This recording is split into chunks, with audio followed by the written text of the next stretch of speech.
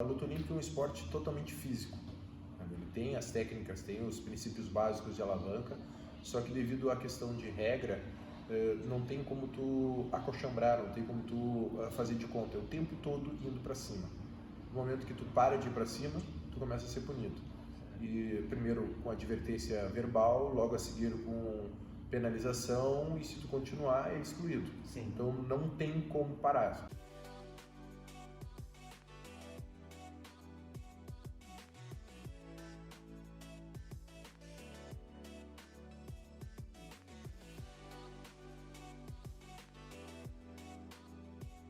Estamos aqui com o atleta gaúcho Fábio Flores, o competidor com mais classificações em campeonatos brasileiros desse século para cá. Faixa preta de judô, jiu-jitsu, campeão da Sul-Americana em 2008. Nesse mesmo ano, ingressou na seleção brasileira de luta olímpica no estilo greco-romano. Então, Fábio, diga para nós aí, da onde que surgiu essa veia de lutador aí que você tem hoje? Cara, minha prática esportiva, no caso também a luta, foi em 1975, na ACM. Sempre fui uma criança hiperativa, uma criança difícil assim de lidar com ela no dia a dia. Eu precisava gastar essa energia. Como minha mãe me teve sozinha, né, para ela ficava difícil. E ela descobriu na ACM um projeto chamado Menor Sócio Tempo Integral, que baseava na seguinte situação: a criança no turno inverso que ela estivesse estudando, ela ia para lá e tinha iniciação nas atividades esportivas, passava por todos os esportes, de uma maneira lúdica, assim, mas para, no fundo, para a criança gastar o máximo de energia e chegar mais calma em casa. De todas essas modalidades, a que eu curti foi o judô. E foi o que eu mais me interessei, eu acho que pela questão do kimono, ser uma arte marcial oriental, né, aquelas situações que a criança gosta muito. E daí desse começo, né, eu tive sorte de ter 4 professores que vieram de uma escola muito forte no Rio Grande do Sul, que é o SET, né? Onde lá o professor, na época, Fernando Lemos, era o cara que ministrava as aulas e que tinha uma visão totalmente diferente assim de luta. Ele gostava que a gente praticasse a maior quantidade possível de modalidades e de estilos nos treinos dele. Ele lá passava, além do judô esportivo, passava o judô arte marcial como defesa pessoal. Depois, mais adiante, passou o sem pano, né, para a gente saber como derrubar, como fazer chão sem ter o kimono. Era bem completo mesmo. Bem completo, bem diferente, o que acabou me dando respaldo para me fazer outras atividades de luta, né? O judô muito parecido com o jiu-jitsu, então já foi meio caminho andado. A questão do no-gi, do antigo submission, também foi uma coisa que teve a iniciação nesse ponto ali do SET. Depois migrando para treinar o Vale Tudo, já fazendo a parte do sem kimono, eu fui convidado para fazer parte de um projeto que teve com o Floriano Spies, que é o gaúcho, o primeiro gaúcho a se classificar em luta olímpica, que também era do judô. E ele, para conseguir o número de atletas, já que estava extinto o wrestling no Rio Grande do Sul, ele acabou cooptando uma série de pessoas, e dentre essas pessoas eu fiz parte. Isso em que ano, mais ou menos? Isso foi em 2003. Em 2013 eu entrei para a luta olímpica, através do Floriano, e já desde o começo, pela facilidade dos outros esportes, do sem pano, só foi uma questão de adaptar o que eu sabia à regra de luta olímpica, né? Sim. E dentro disso já consegui alguns resultados, o que me deixou confiante para continuar insistindo, né? Até que em 2008 eu consegui entrar para a seleção. A seleção brasileira? Seleção brasileira de luta olímpica em 2008, foi no estilo greco-romana. Eu disputei uma Copa Brasil Internacional, na qual fui vice-campeão, e ela dava vaga para o melhor brasileiro de cada peso para disputar 20 dias depois o Campeonato Sul-Americano. E eu, como fiquei em segundo e perdi só para um estrangeiro, eu acabei herdando essa vaga, e aí foi meu começo de caminho dentro de uma seleção brasileira de luta olímpica. Sim, entendo. Mas quando começou assim, bem no início da tua trajetória, ali, tu quando era pequeno, assim, nas primeiras lutas, tu não tinha medo de cair, de se machucar, de enfim, daqui a pouco vira ter uma lesão, já como tu era pequeno e como nunca tinha feito esse tipo de luta?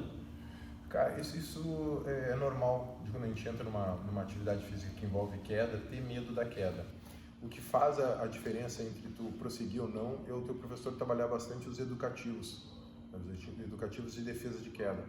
Como isso no judô era muito bem trabalhado, a gente teve uma base muito boa, um dos princípios que tem é tu trabalhar bastante exercício de queda.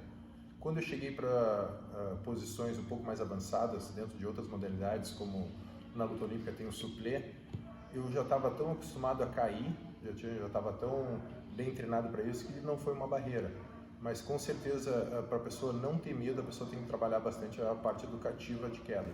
Certo. O que seria esse educativo que tu tanto diz? Começa do mais básico, como fazer rolinho, cambalhota para frente, para trás, rolar de ladinho, para a criança aí ou o adulto começar a ter menos medo do solo, chegar em contato com o solo, e depois tu vai aumentando a dificuldade até chegar no rolamento sem o auxílio das mãos no chão, aí saltando por cima de algum obstáculo, até que tu vai tendo isso daí essa parte técnica no corpo tão bem feita que tu acaba não sentindo medo de cair. Ah, entendo. Então todo um processo antes de simplesmente tu começar a luta, tem toda uma educação para tu começar a aprender a fazer os movimentos. Entendo. Quando tu começou, tu tá falando bem do início mesmo, tu já pensava em ganhar algum tipo de medalha? Quando foi tua primeira medalha, assim, que realmente tu viu que esse esporte era importante para ti? Olha, minha carreira esportiva começou bem ruim. Eu não tinha talento nenhum. Era, como falavam na gíria, eu era uma ferida. Né? Eu sempre conto que os outros pais, as outras crianças, depois quando adolescente, os caras perguntavam assim, quem é que tu vai lutar? Eu vou lutar com fulano. Esse cara é difícil, faz assim, faz assado. E tu, vou com o ciclano. E quando falava, tu vai lutar com o Fábio, os caras, tu já ganhou. Tu já passou certo. Era meio que um bônus, né? Os caras já sabiam. Então eu fui ganhar minha primeira luta, não é nem medalha, minha primeira luta depois de 10 anos de judô. Vou ganhar lá com meus 15, 14 anos e aí não parei mais. Acabei não parando mais, comecei a entender como é que funcionava, porque quando tu deixa as coisas muito no emocional, que era o que eu deixava, é muito fácil do teu emocional te pegar uma peça e tu acabar ficando com medo, tu acabar titubeando, dando branco. E isso aí eu tive que ir trabalhando aos pouquinhos para chegar numa fase de começar a ter resultado. E essa sua primeira medalha foi no seu primeiro campeonato já ou teve diversos campeonatos para aí sim ter essa primeira medalha? Muitos campeonatos. Se precisasse em alguns anos de competição. Entendeu? O que eu acho saudável, assim, me fez ter muita vontade. Eu olhava os outros assim, mas eu quero chegar lá. Apesar das coisas não estar dando muito certo, eu sempre tentando, focando, né, pensando no que eu podia melhorar, tentando copiar as pessoas que eu achava que tinham um resultado bom. E aí, com isso aí, eu conseguia desenvolver um estilo para mim, entendeu? Uma coisa que eu conseguisse aí executar, uma estratégia que eu conseguisse executar e que desse certo para mim. Certo, isso foi, disse, enfim, vários campeonatos, mas antes dos campeonatos teve vários tipos de lutas. Conseguiria mensurar mais ou menos uma média de quantas lutas teve antes de realmente ser a luta que tu olhou assim e pensou, tipo, isso aqui realmente é o que eu quero, é o que eu quero levar pra minha vida? Olha, cara, eu acho que assim, tranquilamente por baixo de competições deve ter sido em torno de umas 50 para mais, sem ganhar nenhuma.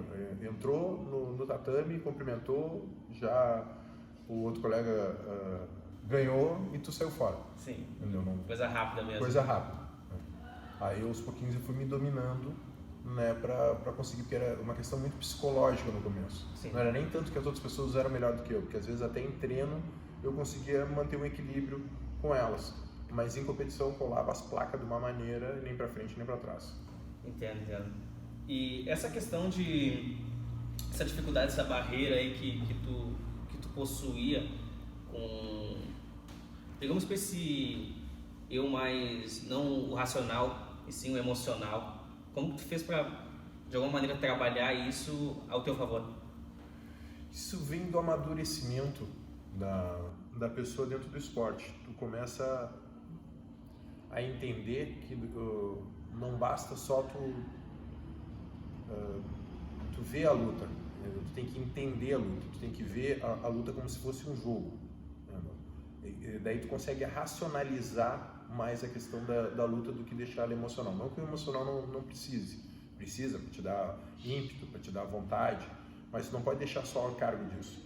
Tem que entender, refletindo assim para a questão de luta, como é que é a pegada da pessoa, se o cara é destro, se ele é canhoto, que tipo de técnica o cara vai entrar, para que lado que ele vai entrar, e aí tu vai montando o jogo em cima disso aí, porque daí tu tem uma estratégia. Em tu tendo uma estratégia e conseguindo seguir ela, fica mais difícil para a parte do emocional entrar.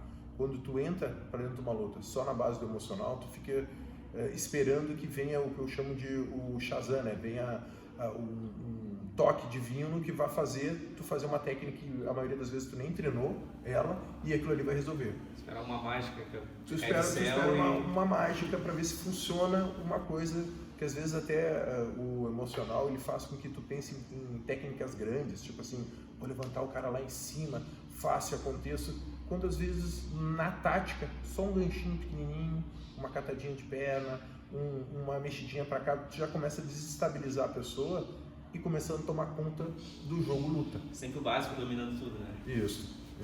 O básico faz muita diferença. E tu consegue correlacionar essa questão do eu emocional com a questão da idade? Tu acredita que começando mais cedo, começando mais tarde, ou tem alguma idade certa para começar algum tipo de luta? As lutas de um caráter, tudo depende de onde é que tu vai botar o teu foco principal. Por exemplo, se tu quiser ser do esporte olímpico e quiser almejar uma Olimpíada, quanto mais cedo tu começar essa iniciação, melhor vai ser para te chegar no teu foco. Se tu focar só em prática de esporte, não tem idade. A prática pode começar com 50 ou com 5. Agora, se tu tiver um caráter competitivo a nível de Olimpíada, daí requer que tu tenha uma idade, uma iniciação um pouco menor. Mas a questão de maturidade é muito do indivíduo.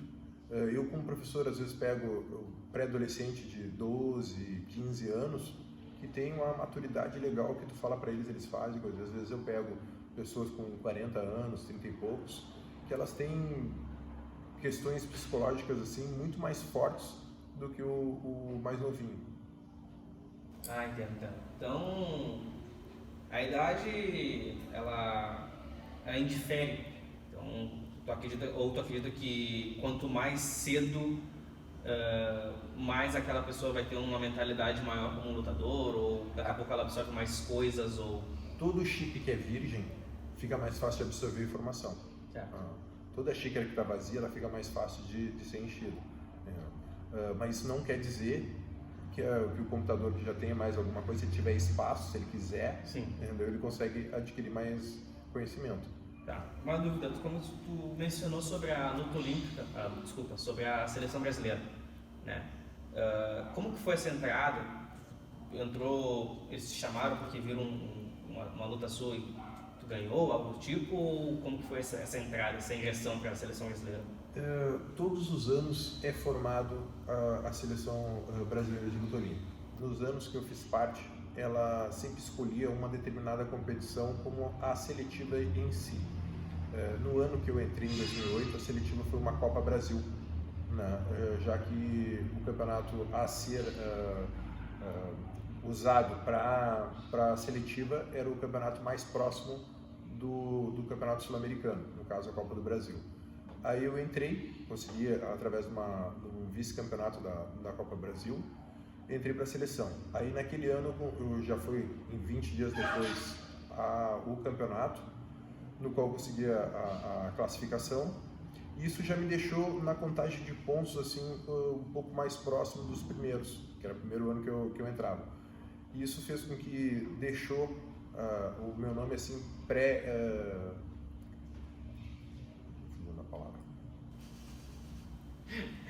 pré-classificado. A gente bota o making off ali. Vai lá, tem coisa. Em 2008 foi o ano que eu entrei para a seleção, né? Através de uma seletiva que foi dentro do campeonato da Copa Brasil, que foi pré-classificatório para o Campeonato Sul-Americano em Brasília mesmo, em 2008. Depois, todos os outros anos, eu entrei para a seleção através do Campeonato Brasileiro, né? O Campeonato Brasileiro sempre pegou a campeão e vice para serem da seleção time A e time B, ou só o time brasileiro, né? Isso já pensando nas Olimpíadas que ia ser no Brasil, né? E aí todos os anos eu me mantive dentro da seleção. Certo. Então em 2008 tu entrou para a seleção brasileira, né? No estilo Greco-romano. Greco-romano, certo. E por quanto tempo tu ficou lá? Quanto tempo tu permaneceu na seleção brasileira? Eu entrei no final de um ciclo para a Olimpíada e fui até o começo da outra Olimpíada. Até 2012 eu permaneci dentro da seleção brasileira. O que consistia isso? A gente ficar, embora a gente aqui do Rio Grande do Sul não pudesse ir tantas vezes para o Rio de Janeiro, onde é que é a sede da seleção, uma vez por ano a gente passava o começo do ano, janeiro, dentro do quartel da Marinha, lá o Cefam, onde era todo o treinamento da seleção brasileira. E nesse mês lá treinando, a gente ficava um mês com o time A e o time B, que na verdade era um time só. E aí no final desse treinamento tinha seletivas no qual eles escolheriam qual atleta ia para a competição chave que eles estavam pensando. Por exemplo, o próprio sul-americano, pan-americano, circuito europeu, essas coisas assim que eles definiam. Certo. E quando tu estava na seleção brasileira, tu já tinha a ideia de algum dia ser professor, de algum dia, quem sabe, montar o seu CT para justamente todo esse conhecimento que o senhor adquiriu nesses anos passar para as novas gerações? Eu acho que no caso de uma pessoa que fica tanto tempo dentro da luta, é um caminho meio que natural, assim. Tu começa sendo aluno, aí depois tu começa tendo tuas ideias, vendo como é que seria o treino que funciona mais para ti. No meu caso, eu acabei, todos esses anos que eu fiz parte da seleção brasileira, eu fui o meu próprio treinador. No começo até eles mandaram para cá, para o Rio Grande do Sul, um treinador cubano para ajudar no desenvolvimento técnico aqui do Rio Grande do Sul, mas ele ficou pouco tempo, ele ficou uns 4 meses. E aí depois voltou para o Rio de Janeiro e eu, através dos meus horários ser diferentes do lugar que eu fazia parte e também do professor não ter muito interesse em querer treinar a pessoa que gostaria de ir para a seleção, que é um pouco diferente de uma aula comercial, né? Envolve um nível de treinamento tanto físico quanto técnico maior. O que às vezes a pessoa que vem pelo comercial ela é meio excluída, né? Então isso aí fez com que eu fizesse o meu próprio treino. É muito mais tempo de treino? Ou o tempo é o mesmo, só que a intensidade é diferente? O tempo é o mesmo de treino, só que a intensidade é muito maior. Muito maior. A luta olímpica é um esporte totalmente físico. Ele tem as técnicas, tem os princípios básicos de alavanca, só que devido à questão de regra, não tem como tu acochambrar, não tem como tu fazer de conta. É o tempo todo indo para cima. No momento que tu para de ir para cima, tu começa a ser punido. E primeiro com advertência verbal, logo a seguir com penalização, e se tu continuar é excluído. Sim. Então não tem como parar, precisa de uma coisa extremamente física. Coisa que a pessoa que está começando na luta ela não consegue manter esse tempo de luta o tempo todo indo para cima. Essa vontade, esse ímpeto de não parar é justamente desse esporte, é da luta olímpica. Sim, da questão da regra da luta olímpica. A questão da regra da luta olímpica ela é um esporte de dominância, na qual ele domina num primeiro momento o espaço, o círculo que a gente chama, que é a arena de luta, que é o tapete, e em cima disso sobrepor a pessoa através da questão física, força, né? Amassando a pessoa, dominando a pessoa através da esgrima, através da quebra de postura, e depois propriamente dito as questões de queda mesmo e o que vem logo a seguir da queda, que seriam os movimentos de solo, na qual a gente tem posições de mais defesa, mais ataque, arranque do chão, que é quando tu arranca a pessoa e derruba ela, rolê, que é quando tu agarra a cintura e sai girando com a pessoa, isso aí tudo te dá pontuações. E o que faz realmente terminar a luta, que seria a finalização, é encostar as costas da pessoa, os ombros da pessoa no chão durante 3 segundos mais ou menos. Certo, entendo. Eu estava vendo aqui, você também é faixa preta de jiu-jitsu, faixa preta de judô. Foi algo que foi, como é que eu posso dizer? Fugiu a palavra. Quero dizer que, tipo, que ao mesmo tempo que tu fazia luta olímpica, surgiu as vertentes de possibilidade de tu ser graduado nas outras modalidades. Não, ao contrário. Ou foi ao contrário? Ao contrário. Me graduei primeiro no judô, segundo no jiu-jitsu e depois que eu caí para dentro da luta olímpica. Tá, então tu teve as 3 modalidades, mas tu gostou mais da luta olímpica, digamos assim? Ou tu... Não, na verdade não. Na verdade, o que acontece? Primeiro foram fases da vida. Tinha uma fase da vida que eu queria entrar para a seleção brasileira de judô. Entendeu? Foi a fase que eu me encarnei a full em competição e eu tipo, vou entrar. Eu já tinha tido uns 2, 3 colegas meus de 7 que fizeram parte. Uma das minhas alunas, uma das minhas colegas de treino tinha ido para a Olimpíada, a Rosemary Salvador. Então era uma coisa assim que tipo, tu fazia parte de um lugar. Sim. Que já tinha botado gente lá. Então, tipo, depende de ti. Tava no ambiente certo. Depende de ti conseguir. Tu tá comendo e bebendo da mesma fonte que aquelas pessoas. Isso fez com que eu fosse algumas vezes seleção gaúcha de judô, fez com que eu tivesse ido para o Campeonato Brasileiro Universitário, fui campeão, que é o segundo campeonato mais importante de judô. O primeiro é o brasileiro, depois é o brasileiro universitário, que daí é só as pessoas que estão em idade universitária, que é muito forte no Brasil.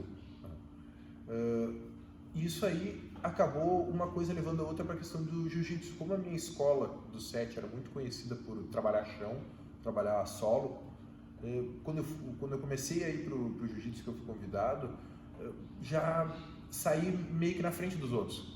Porque eu já tinha um conhecimento vindo, só tive que adaptar a questão de regra. O que no judô valia ponto, no jiu não valia, né, e vice-versa. Eu consegui entender a regra, não, mas isso aqui eu consigo fazer. Eu quer dizer um exemplo bem bobo. No judô, tu dá as costas pro cara, tanto faz. O juiz espera assim, em termos de uns 20 segundos para ter algum desenvolvimento, não teve, ele para a luta, manda de novo voltar em pé. No jiu-jitsu não existe isso. O cara pegou tuas costas primeiro, que é uma das pontuações que mais vale, que é 4 pontos. E segundo, que tu tá praticamente morto ali, né? Tu depende muito mais da inoperância do cara que tá nas tuas costas do que o cara tu conseguia ter uma maneira de sair. E treinando essas coisas, eu também fui pro sem pano. Que naquele tempo era uma coisa colada na outra. Não tinha essa separação. Não tinha separação. Era muito comum no treino, tá todo mundo de kimono, daqui a pouco tira a parte de cima do casaco. Agora é sem pano. Era muito comum no meio do treino rolando o treino normal de kimono, daqui a pouco o Andrei vai ficar de casaco e vocês têm que tirar o casaco 3-3, 2 tentando tirar o casaco do Andrei e o Andrei tem que se virar sozinho, defesa pessoal agora. E tu tinha que te virar naquilo ali, tu tinha que fazer, claro, uma coisa lúdica, mas te dava um respaldo técnico para te ir fazendo o que tu sabia fazer de maneira diferente.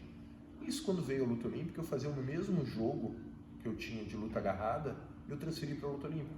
Tanto é que uma das coisas que me faz ter maior facilidade na questão greco-romana do que no estilo livre é a questão da postura. No judô é muito trabalhado postura, tu tem que ficar em pé. Se tu ficar abaixado no judô, tu começa a levar posição, começa a levar punição. E no estilo livre é totalmente o contrário, tu tem que ficar totalmente abaixado. Porque como vai pegar as pernas, os caras ficam quase com a cabeça na altura do joelho do outro. A greco-romana, como só vale pegar da cintura para cima, eu me adaptei melhor em função da postura do judô. Digo, não, pá, isso aqui fica melhor para mim. Já tinha, né? Já tinha aquilo ali, já era uma coisa, quebrar a postura, coisa que na greco-romana tem muito, é tu quebrar a postura do cara. No judô tem a mesma coisa, quebrar a postura do cara, uma maneira de que tu tem de começar a ganhar do cara sem propriamente derrubar ele, entendeu? É uma imposição física. Tu vai dominando, vai mostrando que tu que está dominando a pegada, tu que está dominando a arena, tu que está dominando o centro. Isso aí eu já trouxe nos outros esportes. Então, quando eu caí para dentro da luta olímpica, foi uma barbada. Foi só questão de adaptar. Era o mesmo jogo.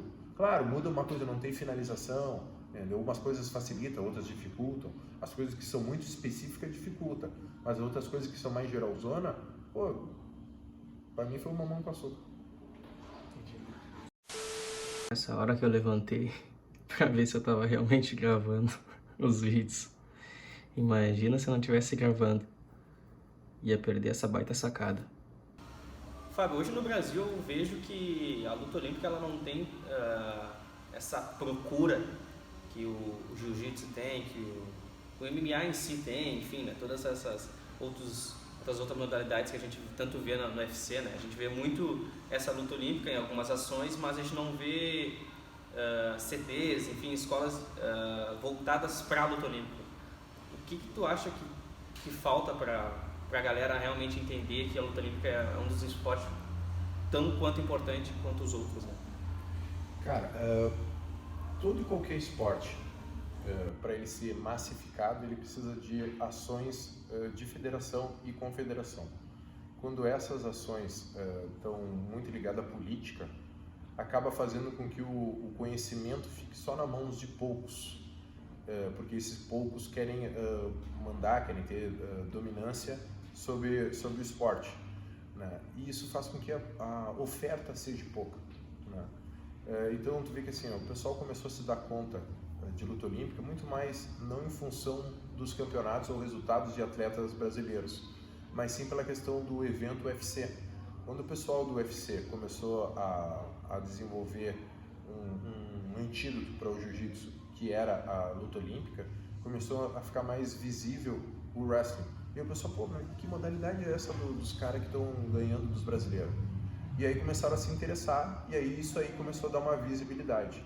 Mas com certeza precisa, para ter uma maior abrangência de atletas, uma massificação. Isso vem botando mais escolas de luta, botando mais professores, disseminando mais esse conhecimento para que tenha mais gente fazendo. Tendo mais gente fazendo, a gente consegue ter um número maior, desse número maior uma porcentagem que vai acabar tendo bons resultados, que vão fomentar isso, fica melhor do que de repente 5, 2 pessoas por estado, 10 pessoas. Entendi, ele fica mais bem visto. Quando eu cheguei aqui no CT, eu dei uma olhada, você tem diversas medalhas ali, saberia me dizer quantas mais ou menos você ganhou ao longo desse tempo de luta aí? Cara, sinceramente, deve estar passando de 500. E que tem muita coisa que eu perdi, mas assim, ali, naquela parede ali, tem mais ou menos umas 250 medalhas e mais alguns troféus. O resto, eu te confesso que eu não era muito de guardar, o cara só vai se dando conta de memória depois o cara fica mais velho. Quando o cara é mais novo, o cara acaba botando uma sacola e aí de mudança de casa para casa, viagem, acaba se perdendo as coisas. Mas classificações, deve ter mais de 500 classificações. Em tudo que é esporte, claro. E uma dúvida, quanto tempo tem o CT aqui? O CT, em sendo meu mesmo, vai para o 4º ano. Nós estamos aqui trabalhando a parte de luta mesmo, assim, transformando o CT em um CT de luta. Entendo. Entendo. Não entendo. Nossa, não, cara. Tu não entende nada. Não sei. Fábio, eu tava dando uma olhada no teu currículo aqui e tu tem 13 lutas pelo MMA, né? Em que período que foi essas lutas aí? Foi antes da seleção? Foi durante? Foi depois? Essas lutas são bem antes da seleção. São 13 lutas, onde eu lutei em Rio de Janeiro, lutei em Curitiba, lutei em todo o interior do Rio Grande do Sul. E era uma época que nem era chamado de MMA, era chamado de Vale Tudo. Então tinha algumas coisas um pouquinho diferentes assim da regra atual. Por exemplo, hoje em dia não se pode chutar a cabeça nem pisar na cabeça do adversário. No meu tempo tinha. Eu sempre lutei em ringue, de cordas e não de grade. Tempo raiz mesmo. Então era um tempo bem diferente, tinha que se cuidar com as quedas para não acabar caindo do lado de fora do tablado, e normalmente o fora do ringue é um precipício de mais ou menos 1,5 metro entre tu cair e chegar no chão. Então tinha algumas coisas que eram um pouquinho diferentes, era difícil de conseguir luta, muito difícil de conseguir luta, eram poucos eventos. Em Porto Alegre, por exemplo, era erradicado, né? Não podia ter. Tinha saído uma lei uns anos antes, eu acho que no final dos anos 80, na qual foi proibido o Vale Tudo em Porto Alegre, era um decreto, então só podia lutar fora daqui. Como naquele tempo a internet não era tão usada que nem hoje em dia todo mundo fala através do Face, através de outros aplicativos de mídia social, é muito mais fácil tu manter contato com uma pessoa que está fazendo evento. Naquele tempo era tudo via telefone e normalmente tu entrava como boi de piranha. Né? O que é o boi de piranha? Os caras faziam um evento para os atletas deles ganharem, né? E queriam te botar normalmente com uma carne de pescoço para ele fazer te servir, fazer o nome dele e te servir como palquinho para ele, né? E aí eu entrei sempre roubado, nunca consegui escolher a luta. Então entrou sempre na guerra. Sempre na guerra. Cheguei a fazer GP, 2 lutas na mesma noite. E hoje em dia, como professor aqui do CT, tu ainda compete ou parou de competir? Atualmente eu estou competindo mais no jiu-jitsu, né, tanto de kimono e sem kimono. Alguma coisa de luta olímpica do estado, que é bem difícil porque não tem muitos eventos, né, e quando tem, normalmente não é muito avisado, é uma coisa que tem que procurar a te informar. As pessoas fazem coisa só para eles, né. E o brasileiro de luta olímpica é que eu ainda quero fazer uma despedida. Nos últimos 4 anos eu não consegui por uma questão financeira, mas eu quero fazer uma despedida na luta olímpica ainda. Certo.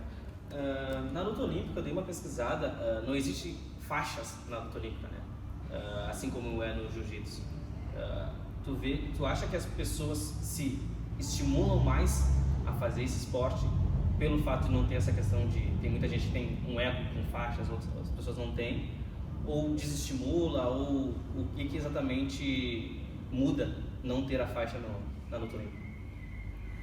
Cara, falando assim educativamente, não muda muita coisa. Claro que a pessoa que tem aspiração a títulos, né, eu sou tal coisa, ela pode meio que se frustrar em função de não ter uma graduação.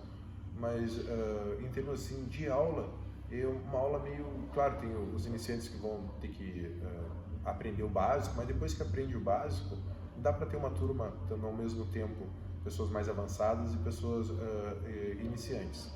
Em termos competitivos, a nível estadual é feita uma divisão entre iniciantes e eles chamam de profissionais ou graduados, alguma coisa assim, que eles tiram, né, dividem entre quem está começando e quem já é um pouquinho mais experiente. Na luta olímpica tem um tempo específico que a pessoa tem que fazer para participar da primeira competição ou não? Depende do nível da competição. A nível brasileiro é importante a pessoa já ter competido alguns campeonatinhos no seu estado. Não é muito bom ir de primeira, assim. Como se fosse uma pré-seletiva? Isso, é importante a pessoa fazer um tempo de lutas a nível estadual, a nível regional. No caso, a gente do Rio Grande do Sul tem o Sul Brasileiro, é bom de ir para começar a aprender. Apesar que o Campeonato Brasileiro, diferente de outras modalidades, o Campeonato Brasileiro só vai o primeiro e o vice de cada seletiva do seu estado. Então, o Rio Grande do Sul é feito uma seletiva onde ela manda o campeão e o vice. Os dois têm vaga para ir para o Campeonato Brasileiro, isso de cada estilo. E depois ali que o senhor saiu da seleção brasileira, quanto tempo demorou para o senhor virar professor? Professor de luta olímpica, cara, eu vou te dizer, como eu tinha te falado antes, eu já fazia os meus treinos, né?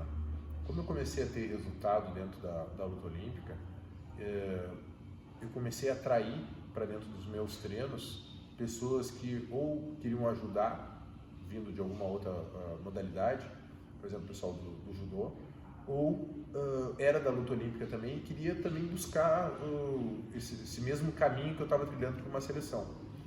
Então eu comecei a ter gente dentro do meu treino. Então o treino começou a não ser só para mim. Eu comecei a ter que desenvolver treino também para os outros. Como alguns tinham dificuldade de não ter o respaldo que eu tive técnico, de saber as técnicas de luta olímpica, eu tive que inventar jogos para cada um que estava treinando comigo, para eles poderem ser meus sparrings, para poderem me auxiliar. E isso começou a fazer com que eu tivesse que ensinar as pessoas a fazer luta olímpica para elas poderem servirem de treino para mim. E isso acabou me fazendo ver que eu tinha, né, através do resultado deles, que eu tinha jeito. Até porque eu já vinha dando aula, já tinha conhecimento de dar aula como professor de judô, depois de jiu-jitsu, né, treinei um pouco o pessoal para MMA, então já tinha um certo respaldo das minhas experiências antigas de outras lutas para acabar só desenvolvendo o papel dentro da luta olímpica. Certo. No CT aqui, tem algum aluno que compete, que já competiu em alguma luta olímpica, ou jiu-jitsu, ou alguma outra modalidade? Atualmente nós estamos com o pessoal só dentro das competições de jiu-jitsu, mas a gente já teve atleta num ano, aliás, no último ano que eu fui classificado dentro do Campeonato Brasileiro, nós tínhamos aqui o Dudão, né, que foi no peso pesado, que também ficou, se eu não me engano, a classificação dele foi em terceiro lugar no Campeonato Brasileiro, e ele vinha treinar aqui comigo, né, vinha treinar especificamente luta olímpica, mas atualmente a nível competitivo de Brasil, a gente está sem ninguém, a gente está só competindo a nível estadual. Certo. E como professor, teria algum objetivo de vida na... É o mesmo lá? Uma dúvida que a galera sempre tem é sobre as faixas do jiu-jitsu. Como funciona? Tipo, tem faixa branca, faixa azul, grau? Como que funciona essa logística, tempo, enfim? Em teoria, são 6 meses para cada grau. Cada faixa tem 4 graus. As faixas para adultos são branca, azul, roxa, marrom e preto. Cada uma, então, a pessoa deveria ficar 2 anos, né, para poder ter direito a fazer o exame. Claro que algumas pessoas, ou devido a resultado, ou alguma outra situação diferente, podem adiantar ou não essa graduação. Fora disso, entre a branca e a azul, tem as faixas juvenis, que servem de uma forma de fazer com que a criança e o adolescente não leve tanto tempo para passar de faixa, né, uma vez que tem idade mínima para ser azul, e consiga ver o seu desenvolvimento. Então, às vezes, dependendo da idade da pessoa, a cada 3 meses, a cada 2 meses, ela ganha uma faixinha diferente, do tipo assim, da branca para cinza, da cinza com preto, para cinza com branco, aí depois para amarela, e assim vai subindo as faixas conforme a idade. Kimono é uma roupa ou tem algum outro nome? Em japonês chamaria Jiu-Jitsu Gi. Gi é kimono, né? A roupa que eles utilizam. Kimono para o oriental é qualquer roupa que ele utilize transpassada, que nem o casaco é no jiu-jitsu. Às vezes vai até embaixo ou não. A diferença entre o kimono do jiu-jitsu para os kimonos de luta é a grossura, né? E no caso a diferença entre judô e jiu-jitsu é função de regra, tamanho para pegar, quantos centímetros tem que ter de manga, comprimento, isso varia de esporte para esporte. Se um aluno hoje quisesse começar a treinar luta olímpica, ele necessariamente precisa de alguma roupa específica, assim como o jiu-jitsu precisa do kimono, ou ele pode simplesmente se matricular e já começar a treinar? O bom de trabalhar com luta olímpica, o bom da luta olímpica, é que o material é o mínimo possível. É um calção e uma camiseta. De preferência que a camiseta nem manga tenha. As outras coisas são acessórios. Tu pode ter uma joelheira, tu pode ter uma sapatilha, mas é mais para o teu conforto do que obrigação.